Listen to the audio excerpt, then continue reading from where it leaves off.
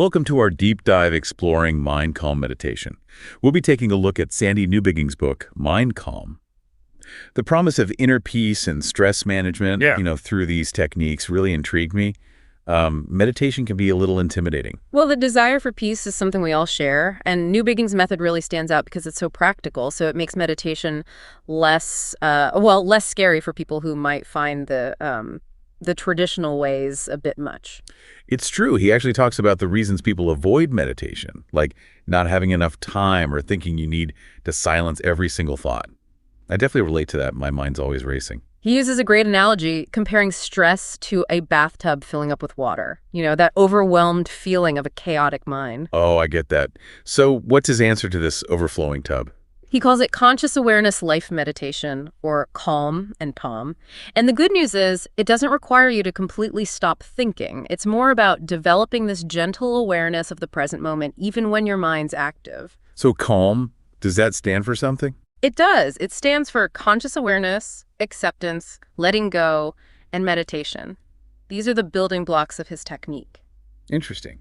He talks about 10 major benefits of this mind calm meditation. 2 that I'm particularly interested in are better sleep and getting more done. I'm curious how meditation can lead to both. Well, even if you don't fall asleep while meditating, it gives your mind and body deep rest. And that can really ease anxieties about sleep and, just lead to better sleep overall. Plus, when your mind is calm, you can focus better, think more clearly, and that, of course, means you can get more done. So you're saying that being constantly busy doesn't always equal better results? Exactly. In fact, the book dives into how our minds get stuck in these habits that lead to all that inner chaos. Right, like the judgment game he talks about. How we're always labeling everything as good or bad, which leads to overthinking and resisting things. And that constant judging just creates more internal struggle. Imagine trying to hold a beach ball underwater. The more you push it down, the more it wants to pop back up. Wow, that's a really clear picture of how our resistance just makes things worse. He also mentions the time trap, where our minds are always either stuck in the past or worried about the future and never really present. And that robs us of experiencing the richness of what's happening right now. It's like always chasing something you can never quite reach. It's like we're missing out on life itself. And then there's the attach catch, where we believe that we'll be happy once we achieve something in the future, so we can't find peace in the present. Right. Instead of saying, I'll be happy when, mind calm encourages us to just be present and embrace the moment without needing things to be different to feel happy. That's a powerful shift in perspective. So it's not about reaching some destination of happiness. It's about finding that contentment right here, right now. Precisely. The key takeaway is that peace isn't about silencing your thoughts completely. It's about shifting your attention to the context of your experience, which is already calm and spacious. I love that. He introduces this idea of gently alert, attention wide open, or GAAWO. Could you explain how GAWO helps us quiet the mental chatter and connect with that present moment awareness? So, with GAAWO, you broaden your attention. You notice your surroundings, your physical sensations, your breath, without getting lost in thought. It's like having a panoramic view of your experience instead of focusing on just one narrow point. That reminds me of the analogy he uses about the sky and the birds. Our awareness is like the vast sky, and our thoughts are like birds flying through it. No matter how many birds there are, the sky remains vast and unchanging. Exactly. Our awareness is always present. It's the background of our experience, offering peace and stillness, even when our thoughts and emotions are in turmoil. That idea that our awareness is always there is fascinating. So we've talked about the principles of mind calm. Now let's look at how to actually put this technique into practice. Right. In the last part, you mentioned the 4-step process. There's that gently alert, attention wide open, the GAWO, choosing something to focus on, then introducing a calm thought, and then just allowing things to be. Can you break down how those steps work together? Okay, so the first step, GAWO, like we talked about, it widens your awareness. It helps you take in your surroundings, how your body feels, your breath. And this creates that base of present moment awareness. So from that wider perspective, you pick something specific to focus on, like your breath or a word or an image, even a physical sensations like an anchor for your attention. Exactly. It gently guides your mind away from all those wandering thoughts and gives you that stable point to come back to. And then you introduce a calm thought. It's like a positive affirmation, right? Yeah. It helps you cultivate a particular state of being. Yes, it's like planting a seed. By repeating these affirmations to yourself, you nurture those qualities within. Got it. And then the final step is allowing, just letting go of any effort or striving, just being in the present moment, letting that calm thought sink in. It's about releasing that need to control everything. You simply observe what's happening with curiosity, with acceptance. This all sounds so simple, but powerful at the same time. Now, he also mentions mind calm games and this peace with mind protocol. Can you tell us more about what those are for and how they fit into the meditation practice? Well, the mind calm games are designed to bring conscious awareness into your daily life. They help you notice and appreciate the present moment, even while you're doing everyday things. Like he mentions a game called Reality Check, where you tune into your senses, what you see, what you hear, how your body feels. It grounds you in the here and now. Right, it's like a mini meditation you can do throughout the day to break free from that autopilot mode and reconnect with the present. It reminds me of another game he talks about, noticing now space. Becoming aware of the space around you, expanding your attention beyond your thoughts and your physical body. It gives you a sense of spaciousness inside and out and reminds you that there's more to life than just that constant mental chatter. These games are such practical ways to bring mindfulness into everyday life. Now, what about the Peace with Mind protocol? What's that for, and how's it different from the main meditation technique? So the Peace with Mind protocol gives you a structured way to deal with difficult thoughts and emotions, the ones that cause you distress. It has 6 steps that help you acknowledge those feelings, explore them, and ultimately find peace with them. And the first step is to figure out what the problem is, the thought or feeling that's causing you pain. Right. And then you use techniques like reality check or noticing now space to ground yourself in the present moment before you try to engage with that emotion. That grounding seems so important. It gives you a solid base to approach the turmoil from. Absolutely. Then from that grounded place, you temporarily engage with the story behind that emotion. You allow yourself to fully feel it without resisting it. That seems counterintuitive. Why would you lean into discomfort? Well, Newbigging says that resisting is what keeps us stuck in suffering. By embracing the emotion, you disarm it and give it space to dissipate. Like that saying, what you resist persists. And then you identify what he calls the special thought, the underlying belief that's fueling the emotional charge. Right, and once you've identified it, the crucial step is to embrace that special thought, along with the emotion that goes with it. That can be tough, but it allows you to fully experience it without being controlled by it. It's like facing your fears head on. You realize they lose their power when you stop running away. And finally, you practice mind calm meditation using that special thought as your focal point. This helps you cultivate peace and acceptance around what was previously so upsetting. So you're essentially retraining your brain to respond differently to challenging thoughts and emotions, replacing fear and resistance with calm and clarity. Exactly.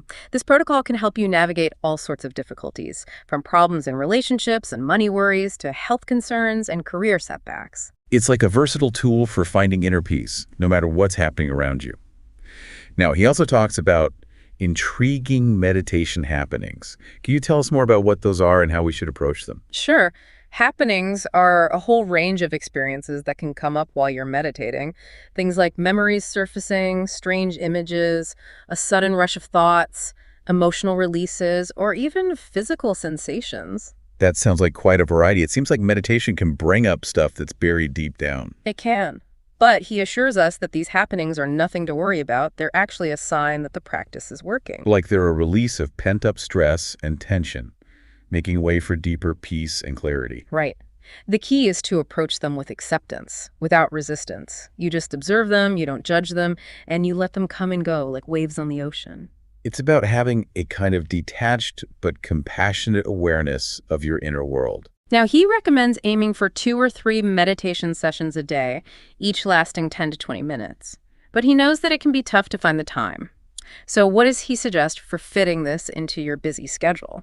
He says to try incorporating it into your existing routine, maybe when you wake up, before you go to bed, or during your lunch break. And creating a dedicated space for meditation can help you be more consistent. That's right.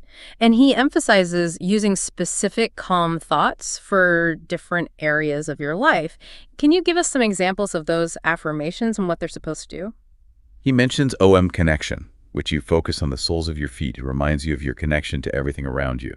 And there's OM power, which you focus on the base of your spine. It's about evoking strength and resilience. Those affirmations work like mental anchors, guiding you towards those states of being. And he offers a calm thought for each aspect of life he covers in the program.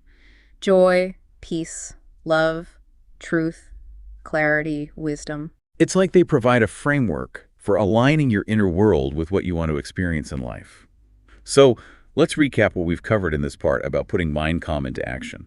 We looked at the 4 steps of mind calm meditation, how important GA Shoei is, choosing a focal point, using a calm thought, and then allowing. And we also talked about those mind calm games and the Peace with Mind protocol as tools to bring mindfulness into your daily life and deal with difficult emotions. We also discussed how to approach those meditation happenings with acceptance, understanding that they're signs of progress, not something to fear. And we talked about ways to make mind calm a part of your daily life and the power of those calm thoughts to shape your inner world. This part has given us some really practical guidance on how to take the principles of mind calm and actually do something with them to bring more peace, clarity, and fulfillment into our lives.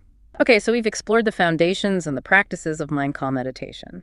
Now let's get into Newbigging's 10-part program, the one that applies these principles to different areas of life. Right. This program takes you through various domains, each with its own calm thought and exercises, helping you cultivate inner peace in that specific area. The first part is all about connection, emphasizing how we're all interconnected with everything around us. And the calm thought for this part is OM connection. You focus your attention on the soles of your feet. It's about sensing that link to the earth, the air, the food we eat, the people in our lives, even the cosmos. Wow, recognizing that interconnectedness seems like a real game changer. It is. It creates a feeling of belonging, reduces that sense of isolation. We move from this me focus to a we focus, a feeling of unity and support. That's beautiful. The second part delves into power. What does it tell us about our inner strength? Part 2 focuses on the calm thought OM power. You focus on the base of your spine. It's about tapping into your resilience, your courage, so you can face challenges with determination. It's about finding that strength within yourself, not needing validation or control from outside sources. Absolutely. It's about having this reservoir of inner strength to handle difficulties with grace. I like that. So then we move on to part 3, which is all about joy. How does mind calm approach cultivating happiness? It reminds us that joy isn't something you chase, it's something that's already there, available in every moment. The calm thought here is OM joy, and you focus on your navel area, which is often associated with energy and pleasure. It's about rediscovering those simple pleasures and finding contentment no matter what's happening around you. Exactly. Instead of seeking happiness in the future, it's about being joyfully present, right here, right now. Part 4, naturally, is about peace. What's its unique take on finding tranquility? Part 4 is about developing inner peace, that state of balance that stays steady even when life throws you curveballs. The calm thought here is OM peace, and you focus on your solar plexus, your emotional core. So it's not about having a life without challenges, but about having this inner stillness that remains no matter what's happening externally. Precisely. It's about finding that peaceful center within that can weather any storm. That's powerful. Part 5 explores love. How does mind calm guide us in cultivating this profound emotion? The focus here is on unconditional love, both for yourself and others. The calm thought is OM love, and you direct your attention to your heart center, tapping into that unlimited source of love within. So it goes beyond that conditional love, the kind that comes with strings attached. It's about a love that's freely given, all-encompassing. It's about cultivating a big heart, one that embraces all beings with compassion and understanding. Beautiful. Part 6 focuses on truth. What insights does it offer on aligning with our authentic selves? Part 6 encourages you to question those limiting beliefs and connect with your inner knowing. The calm thought is OM truth, and you focus on your throat chakra, the area associated with authentic self-expression. It's about finding your voice, speaking your truth, living by your values. It's about figuring out what truly resonates for you, instead of just accepting what others tell you. Part 7 emphasizes clarity. How important is mental clarity for achieving mind calm? Clarity is essential for making good decisions, for navigating life effectively. The calm thought here is OM clarity, focusing on the forehead, the area often associated with intuition and insight. So it's about seeing things from a fresh perspective, tapping into your inner wisdom to guide your choices. Exactly. When you cultivate clarity, you can see situations more objectively, you can respond with more thoughtfulness. Part 8 is about wisdom. What's mind calm's approach to this age-old virtue? Part 8 encourages us to connect with the wisdom we've gained through our life experiences. The calm thought is OM wisdom, focusing on the crown of your head, that connection to a higher consciousness. So it's not just about accumulating knowledge, it's about truly understanding and integrating those experiences and learning from them. Wisdom comes from reflection, from contemplation, and allows us to make choices that are aligned with our deepest values. Part 9 centers around oneness. How does this concept fit into the overall message of mind calm? Part 9 highlights that inherent unity we have with all beings. The calm thought OM oneness expands your awareness, pushing past those perceived boundaries of self and other. Leading to a profound sense of interconnectedness, right? Breaking down the illusion of separation. It does, and it fosters compassion, understanding, recognition of that shared humanity we all have. And finally, Part 10, all about presence. How does this encapsulate the essence of mind calm? Part 10 is an invitation to fully inhabit the present moment, integrating all the teachings from the program. The calm thought is OM presence, and you expand your awareness to include your whole being, just resting in the now. It's like the culmination of the journey toward mind calm, bringing all those practices and insights together into a state of pure, mindful presence. It is. It's about living with that heightened awareness, appreciating each moment as it comes, and responding to life with more clarity, peace, and purpose. This 10-part program really does offer a comprehensive map for cultivating mind calm in all areas of life. It gives us practical tools and perspectives to create a more fulfilling, more harmonious existence. And while Newbigging presents these parts in a sequence, they're not like steps you have to conquer one by one. They're all interconnected, like facets of a whole. So it's an ongoing journey, cultivating mind calm, a continuous process of refinement and integration. It is. As we wrap up our deep dive into mind calm, I encourage you to explore the book further. Try out these techniques. Remember, finding inner peace is a journey, not a destination. May this deep dive empower you to navigate life with greater clarity, resilience, and presence.